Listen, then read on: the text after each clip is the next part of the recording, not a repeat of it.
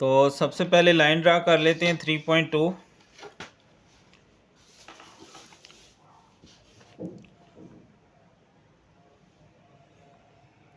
Three के आगे 2 points आगे, ठीक है। इस लाइन का नाम है ए बी। जो जो करना है वो आपने साथ साथ लिख लेना है, ठीक है जी। तो क्या किया, अभी लाइन ड्रा की है। Draw a line A B 3.2 centimetre. अब हमने क्या करना है, प्रकार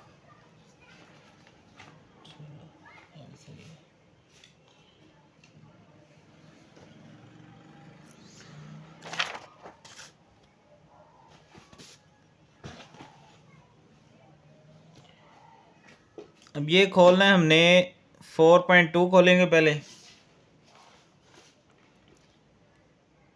यहाँ से और इधर 4 से आगे 2 छोटी लाइनें, ठीक है। और ये है बी सी।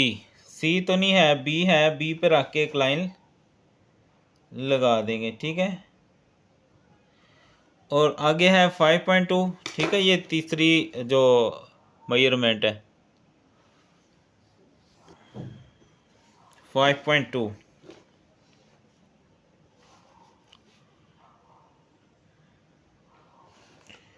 5 के आगे 2 लाइनें छोटी, ठीक है। समझ आ गई ऐसे। अब ये लाइन है सी ए। सी तो नहीं है, ए है। ए पे रखेंगे और जो पहली लाइन लगाई थी उसको काट देंगे और उसको दोनों तरफ मिला देंगे।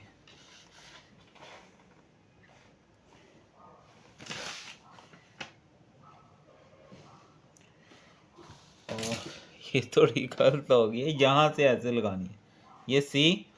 अब बी सी जो है वो है 4.2 सेंटीमीटर और ये है 5.2 सेंटीमीटर।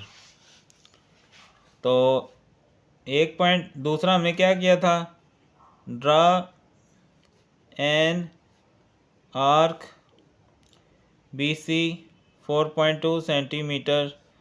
उसके बाद ड्रा एन आर्क, ये हमने ए सी, ठीक है, 5.2 centimetre. So A B C is our triangle.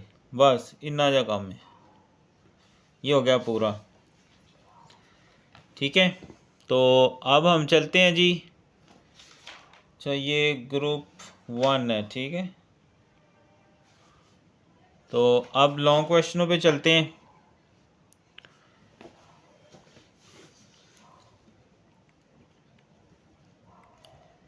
इसके प्रूफ करना है हमने आइडेंटिटी मैट्रिक्स के। तो बी दिया गया हमें 3 -1 2 -2। पहले डिटर्मिनेंट ले लेंगे,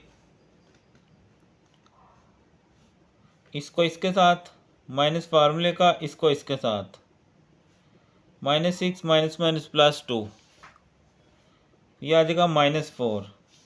उसके बाद हमें इसका एडजॉइंट लेना है, एडजॉइंट बी। एडजॉइंट में हमने क्या करना होता है, इनकी जगह चेंज और इनकी अलामतें, ठीक है।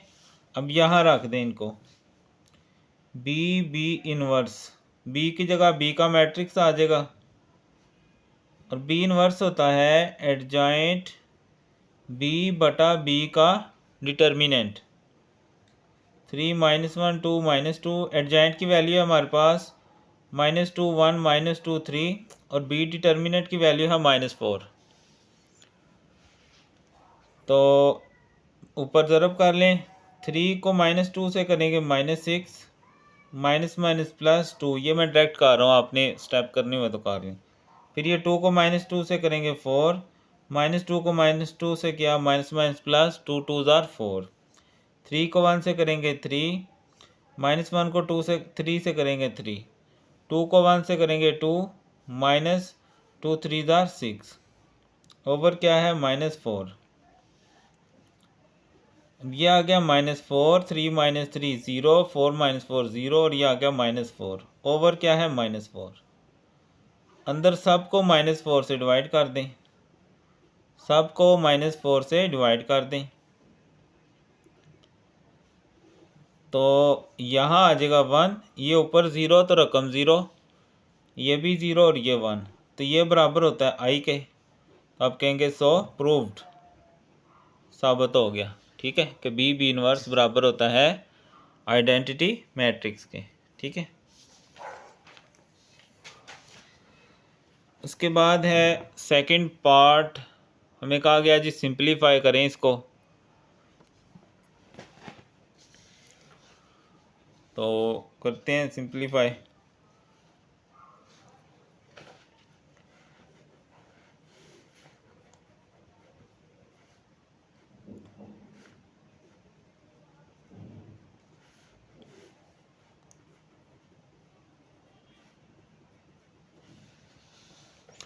अच्छा बच्चों 216 की अगर हम तज़ी करें ना 6 के साथ, 6 3 ज़ार 18, 3 6 6 ज़ार 36, 6 6 ज़ार 6 1 ज़ार, तो ये आता है 6 की पावर 3, ऊपर पावर है 2/3, 25 होता है 5 की 2, ऊपर पावर है 1/2। ये 0.04 को ना आपने रफ में हल कर लेना तो सवाल छोटा हो जाएगा, अंदर हल करेंगे तो फिर लंबा हो जाएगा। तो इधर आपने लिख देना है रफ अमल। पॉइंट ख़त्म करें ना तो 1 लगता है और 2 हिस्से हैं तो 2 0, तो ये आ जाएगा 4/100। कटिंग करें 4 1 4, 4 2 8, 4 5 20। ठीक है, तो अब ये 1/25 है, इसको मैं लिख सकता हूँ 5 की पावर 2। ठीक है, अब इसको ऊपर लेके जाएंगे तो 5 की पावर -2 हो जाएगा। ये रफ वर्क करके अब इसको मैं यहाँ ले आता हूँ, 5 की पावर -2 और ऊपर इसके पावर है -1/2, और जज़र ख़त्म करेंगे तो वो भी आ जाएगा 1/2। खाली जज़र हो तो 1/2 आता है। अभी इसकी 3 से कैंसिल, 2 2 से कैंसिल, इसका 2 और 2 कैंसिल, माइनस माइनस जमा 5 आ गया, इंटू 1/2। 5 5 से कैंसिल हो जाएगा, बाकी बचेगा हमारे पास 6 की पावर 2 और बाहर पावर है 1/2, 2 2 से गया तो ये आ जाएगा मेरे पास 6। ठीक है, तो इस तरह आप इसको हल कर सकते हैं। उसके बाद है 0.8176, इसको हमने क्या करना है using log table, log table इस्तेमाल करते हुए इसको क्या करना है हल करना है। ठीक है, तो शुरू करते हैं इसको। सबसे पहले लेट करना है कि ये x के इक्वल है,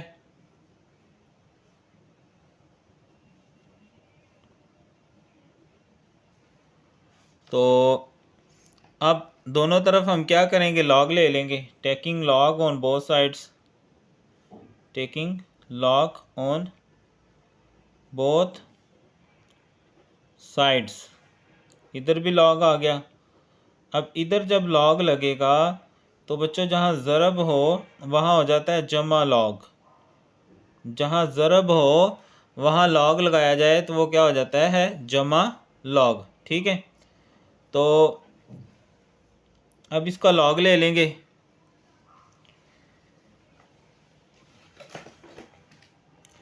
लॉग, अच्छा बच्चे जिसके शुरू में ज़ीरो हो उसका अगर आप डायरेक्ट लॉग लोगे ना कैलकुलेटर से, उसका आंसर सही नहीं आता। तो फिर इसका तरीका है कि शुरू में 1 0 है ना, तो यहाँ -1 इसकी करेक्टरिस्टिक आ जाएगी। आगे पॉइंट लगाएं, अब यहाँ लिखने log 8176, पॉइंट छोड़ दें। जो आंसर आएगा ना उसका हमने पॉइंट के बाद वाला हिस्सा लिखना है, क्योंकि हमने करेक्टरिस्टिक पहले लिख ली है। तो 9125, 9125, और जो ऐसे सही रकम हो जिसमें ज़ीरो ना हो शुरू में उसका लॉग आप डायरेक्ट भी ले सकते हैं। log 13.64, तो यह आ जाएगा 1.1348। अब ये जो -1 है ये आपने अलहदा कर लेना है, और जो अगला हिस्सा है उसके साथ प्लस लगा के 0.0 शुरू में लगा लेंगे। 9125 प्लस 1.1348। अब इसको हल कर लेते हैं। -1 प्लस -1 प्लस 0.9125 प्लस ये रकम ये लिखी हुई है ना, तो मैं आंसर लिखूँगा तो ये रकम यहाँ खुद आ जाएगी, इक्वल दबा दिया तो ये आ गया 1.0473। अब मुझे तो चाहिए था x, लॉग नहीं चाहिए, तो लॉग को मैं इधर ले आऊँगा तो एंटी लॉग हो जाएगा 1.0473। अब इसका ले लेंगे एंटी लॉग, यहाँ से मैं शिफ्ट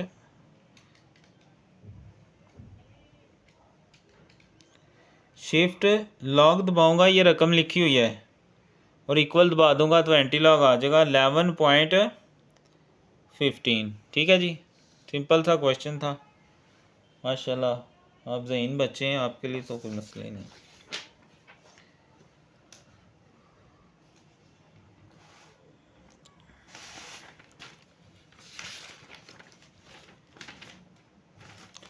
उसके बाद ये सवाल है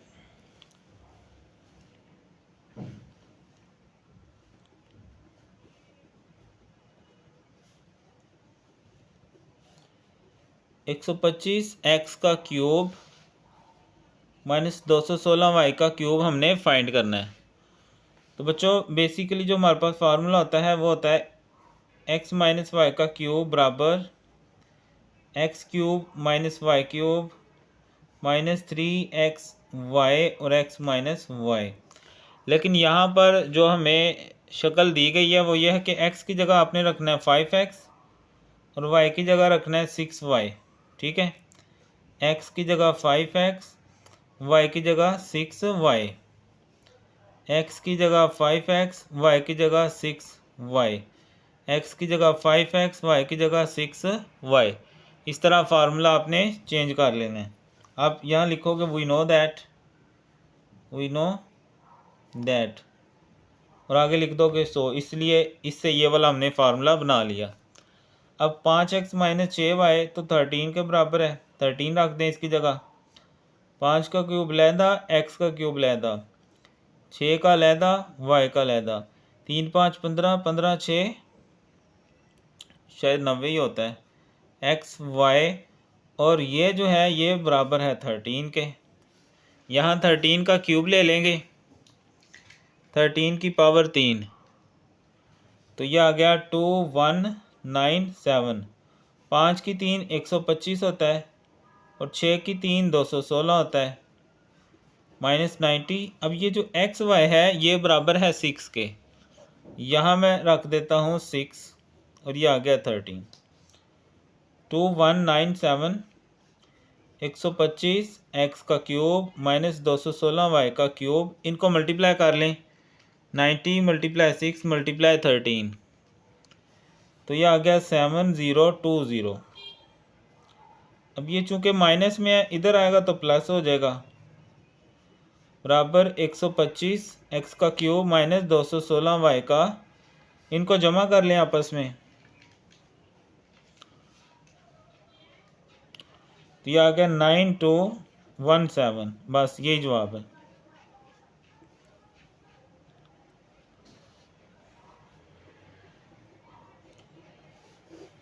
ओके जी, तो ये था हमारा ये वाला क्वेश्चन। आगे है जी फैक्टर थ्योरम के ज़रिए इसको हल करें।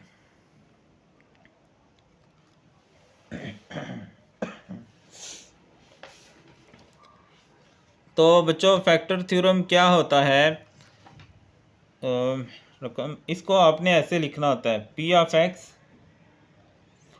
एक्स की 3 जमा एक्स की 2 माइनस 10x जमा 8। अब इसका तरीकाकार ये होता है कि जो आपके पास लास्ट वैल्यू होती है उसको उसके आपने देखने होते हैं क्या क्या फैक्टर बन सकते हैं। मसलन यहाँ पर 8 है तो 8 किस किस टेबल में आ सकता है, तो आप मसलन देखें फैक्टर्स पॉसिबल फैक्टर्स ऑफ 8, जो 8 है किस किस टेबल में आ सकता है, 8 1 के टेबल में आ सकता है, यानी 1 8 8, 2 4 8 और 4 2 8। बस ये अब ये है कि आपने ये सारे एक एक करके इसमें दर्ज करने हैं, जिस जिस पे जवाब 0 आ जाएगा वो इसका फैक्टर होगा, और जिस चीज़ पे नहीं आएगा वो फैक्टर नहीं होगा। ठीक है, अब मिसाल के तौर पर पहली वैल्यू 1 है, मैं यहाँ 1 रखता हूँ x की जगह, x बराबर 1, यहाँ भी 1, यहाँ भी 1, 1 1 और 1, 1 का क्यूब 1, 1 का स्केयर 1, 10 1 10 प्लस 8, तो ये आ जाएगा 0।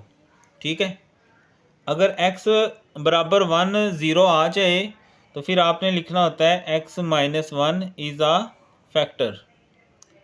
ठीक है, ऐसे ही आपने -1 रखना है, -1 की पावर 3, -1 का स्केयर, -1 जहाँ जहाँ x है। ठीक है, ये सारी वैल्यूज़ एक एक करके दर्ज करनी है, तो ये -1 ही आएगा, ये 1 आ जाएगा, ये 10 आ जाएगा, ये 8 आ जाएगा, तो ये आ जाएगा मेरे पास, ये तो कट गया, ये 18 आएगा, नॉट इक्वल टू 0, तो इज़ नॉट फैक्टर, ये फैक्टर नहीं है। ठीक है, अब ऐसे ही आपने 2 रखना है, ऐसे ही -2 रखना है, ऐसे ही 4, ऐसे ही। ठीक है, अब मैं 2 रखता हूँ, s इक्वल टू 2, तो जहाँ जहाँ x है वहाँ वहाँ 2 रख देंगे। ठीक है, 2 का क्यूब, 2 का स्केयर, यहाँ भी 2 प्लस 8, 2 की पावर 3 8, 2 की पावर 2 4, 10 2 20 प्लस 8, तो ये 0 आ जाएगा। तो +2 पे 0 आया तो आप लिखेंगे x -2 इज़ आ फैक्टर। ठीक है, ऐसे ही आपने अगर हम -2 रखेंगे तो 0 नहीं आएगा। अब सारे रखने बैठे ना, तो उसके लिए तरीका ये है कि ज़ुबानी कैलकुलेटर से या रफ में लिख के देखें, जिस पे 0 आएगा उसको आप हल कर लें। अब -4 रखता हूँ मैं, -4 का क्यूब, -4 का स्केयर, -4 प्लस 8, ये 64 आ जाएगा, ये 16 आ जाएगा, ये 40 जमा 8, प्लस माइनस करें तो 0 आ जाएगा। अब x -4 पे आया 0, तो x + 4 इज़ आ फैक्टर, बस, बाकी किसी पे 0 नहीं आता। तो फिर आप क्या लिखोगे, जवाब में क्या लिखोगे, पहला कौन सा था, x -1, दूसरा x -2, और ये तीसरा x + 4, ये जवाब आ जाएगा। इस तरफ रकम लिख लेंगे आप लोग। ठीक है, तो ये है जी फैक्टर थ्योरम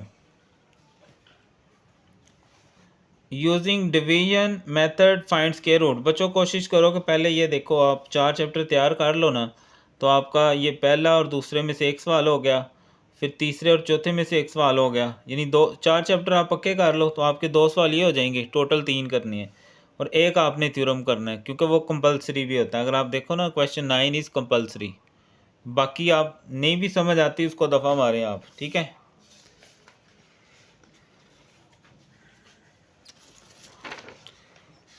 ले जी, अब है डिवीजन मेथड के ज़रिए हमने इसको हल करने।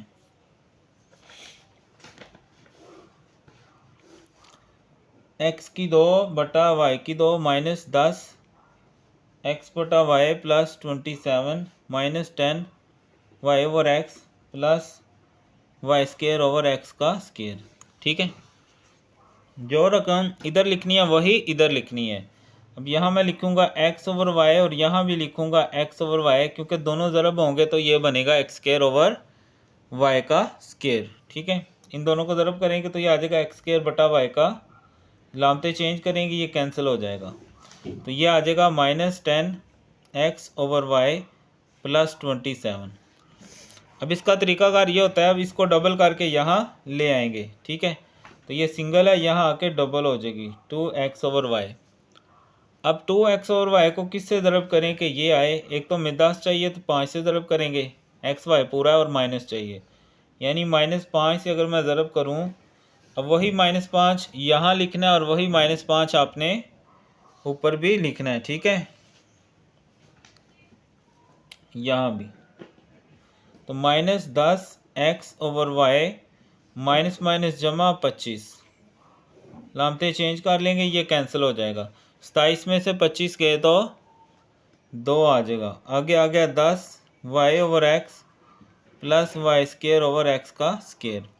इसको यहाँ वापस ले आए तो 2x ओवर वाई और 5 को डबल करेंगे तो 10 हो जाएगा, यानी इसको डबल करके आगे लेके आना होता है। अब इसमें से हमें 2 चाहिए, तो इसका मतलब है x और y नहीं चाहिए। तो अगर हम y ओवर x से इसको मल्टीप्लाई करेंगे तो ये आपस में कैंसिल होकर 2 आ जाएगा। तो यही y ओवर x आपने यहाँ ऊपर भी लिख देना है। अब y ओवर x से इन तीनों को मल्टीप्लाई करके यहाँ लिख देंगे, तो जब ये इससे मल्टीप्लाई होगा तो 2 बचेगा। जब इससे करेंगे तो -10 वाई ओवर एक्स आ जाएगा। जब इसको इससे करेंगे तो वाई स्केयर ओवर एक्स का स्केयर आ जाएगा। लामते चेंज कर देंगे, ये कैंसिल हो जाएगा सारा। ठीक है, तो ये था जी डिवीजन मेथड के ज़रिए।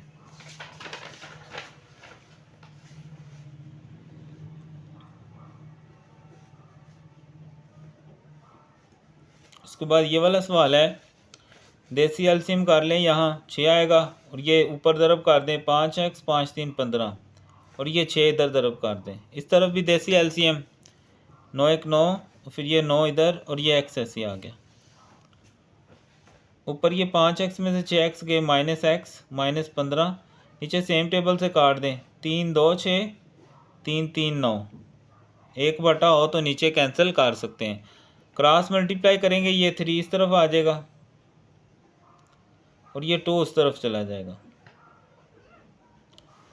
-3x 3 15 45 2 9 18 -2x। x वाली एक तरफ कर लें और कांस्टेंट दूसरी तरफ कर लें,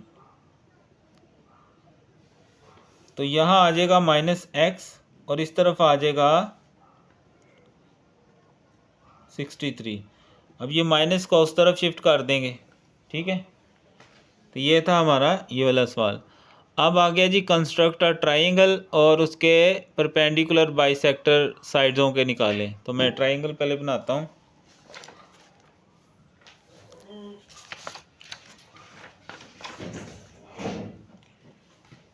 तो मेजरमेंट है 5.3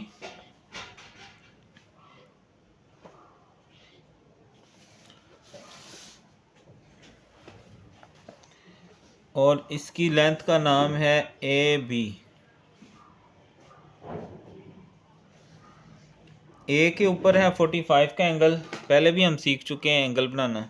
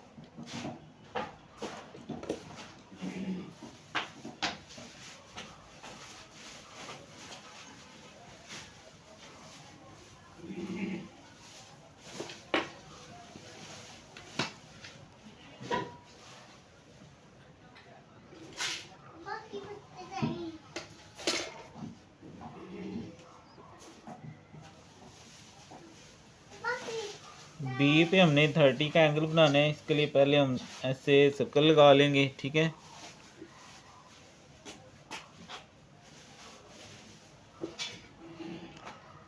यहाँ रख के ये काटा यहाँ पर और फिर यहाँ से इसको ये काट लेंगे और फिर इसको मिला देंगे, तो ये हमारी बन जाएगी ट्राइंगल।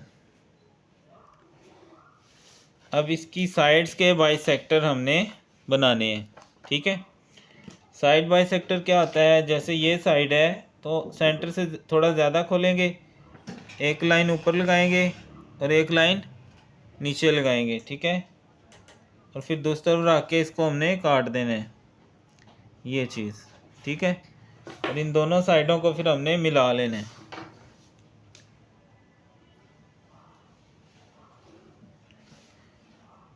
ये आ गया एंगल साइड बाइसेक्टर। तो इसी तरह हम क्या करेंगे, दूसरी साइड का भी निकाल लेंगे। ठीक है, सेंटर से थोड़ा ज़्यादा खोलेंगे, यानी हाफ से ज़्यादा, एक लाइन ऊपर एक नीचे, और दूसरी तरफ से इसको काट देंगे। ठीक है, पूरा नहीं है तो इसलिए दोबारा यहाँ रख के ये मैंने काट लिया इसको, ये चीज़। अब इनको मिला लेते हैं।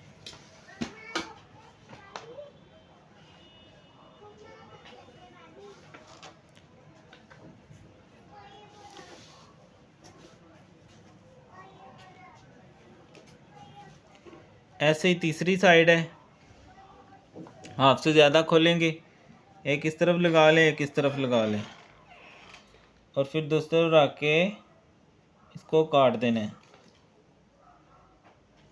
ये काटा हो गया और दूसरा ये आ गया, इधर से इसको ये काट दिया।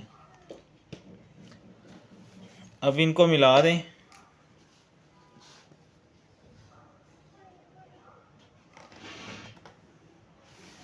अब अगर आप गौर करो तो ये तकरीबन यहाँ तीनों आके एक पॉइंट पर मिल रहे हैं। ठीक है, बस यही है हमारी साइड बाइसेक्टर।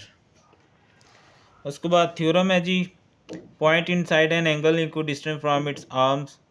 पांचवा थ्योरम है चैप्टर नंबर 12 का।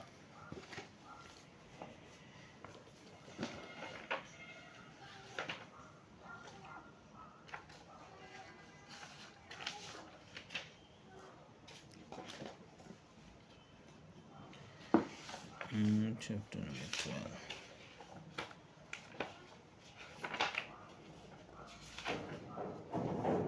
ये any point inside an angle is equal distance. ये आपने इसकी शक्ल भी अच्छे से याद कर लेनी है।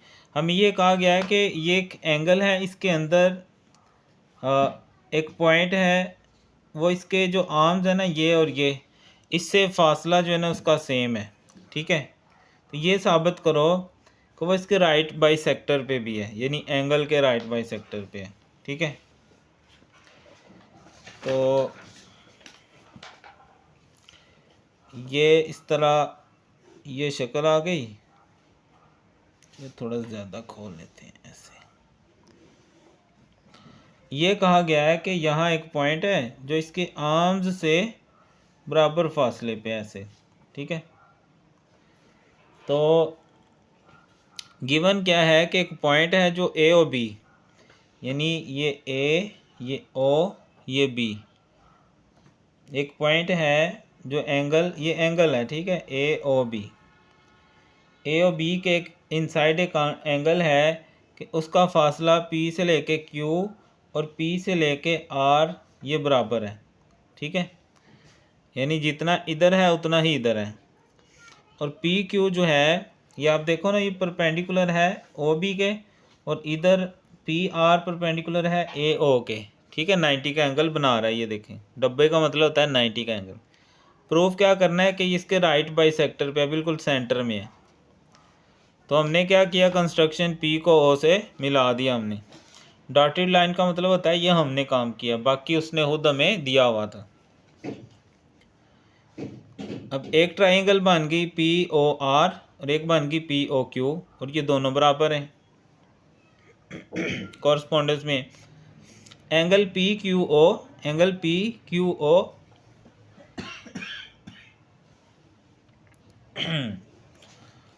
वो बराबर है एंगल पी आर ओ के। क्यों? क्योंकि यहाँ क्यू एंगल है और ये आर एंगल है। सेंटर वाला लफ्ज़ एंगल के लिए होता है। तो आप गौर से देखो ना, तो ये भी 90 का, ये भी 90 का, यानी दोनों एंगल बराबर हैं इस जाविये के अंदर जो बना रहे हैं इस। ठीक है, उसके बाद पी ओ कॉमन है इस ट्राइंगल के लिए भी और इस ट्राइंगल के लिए भी। ठीक है, देखो ना, इसमें भी पी ओ है, इसमें भी। अब एक एंगल बराबर हो गया और एक साइड बराबर होगी, और पी क्यू पी आर के बराबर है, ये उसने खुद में दिया हुआ था। ठीक है, एंगल भी बराबर हो गए, एक आर्म भी कॉमन हो गया, और एक साइड उसने खुद में कहा था कि बराबर है। जाविया भी बराबर, साइड भी बराबर, दो साइडें बराबर होगी। तो अगर इस तरह हो तो हाइपोटेन्यूज और साइड बराबर अगर हों तो वो ट्राइंगल बराबर होती हैं। ये एज अ हाइपोटेन्यूज है ना, ये बेस अगर हो गई, ये परपेंडिकुलर, तो ये हाइपोटेन्यूज, यानी हाइपोटेन्यूज और साइड बराबर हैं तो वो ट्राइंगल्स भी आपस में क्या हो गई, कॉन्ग्रुएंट हो गई ना। तो अगर दो ट्राइंगल आपस में कॉन्ग्रुएंट हैं, बराबर हैं, तो उनके एंगल भी बराबर होती हैं। ठीक है ना, कि जो कॉरस्पॉन्डिंग एंगल होंगे कॉन्ग्रुएंट ट्राइंगल के वो बराबर होते हैं। तो बस ये साबित हो गया। ठीक है।